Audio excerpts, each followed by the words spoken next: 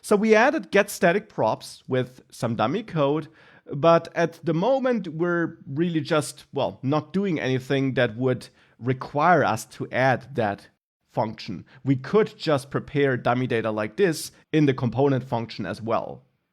Well, of course, I started with such a simple example to just get started with get static props. A more realistic example would be that we have a data file like this dummy backend JSON file from which we want to load data. But we do want to load the data when the page is prepared.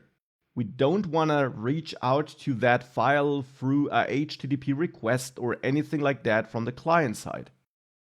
And therefore we'll now utilize the fact that any code inside of getStaticProps is executed on the server side, so to say, with server-side capabilities. And that means that we can now, for example, work with the file system. For this, I'll add an import at the top, and I'll import fs from fs. Now this imports the file system module from Node.js. This is not a third-party package which we needed to install. It's one of the core Node.js modules instead. And working with the fs module would fail if you tried to do it on the client side, because browser-side JavaScript can't access the file system. And especially not our project file system here, because the entire project is not served to our visitors. But we can import this here nonetheless and use the file system module inside of getStaticProps. So we can use fs here. And Next.js is very clever and sees which imports you only use in getStaticProps or similar functions, which we'll learn about later. And then those imports are basically stripped out of the client-side code bundle. So when the code for the client side, the React app code for the browser side, when that is prepared, that import will not be part of it.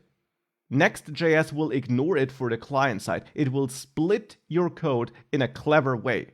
So the component code in general will be part of the client side code. This import and this code won't be.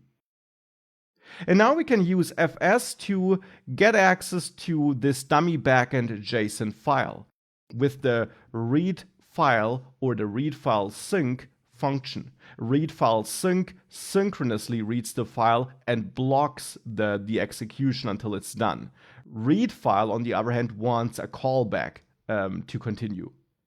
And we can actually also import the file system from fs/promises, which is a special version of this Node.js module that uses promises. And when we do so, read file actually returns a promise. And since this is an async function, we can then just await this. Now, read file just needs a path to the file which you want to read. So we can construct this path here, and this path, or let's name it file path, this path should lead to the dummy backend JSON file.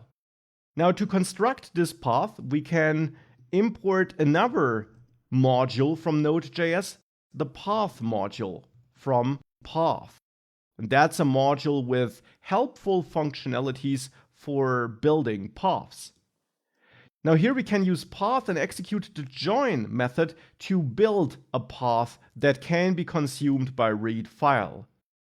And here I want to start from inside the current directory and then basically work my way to this data directory and the dummy backend JSON file. Now for this, we basically want to dive into the data folder and then grab this dummy backend JSON file.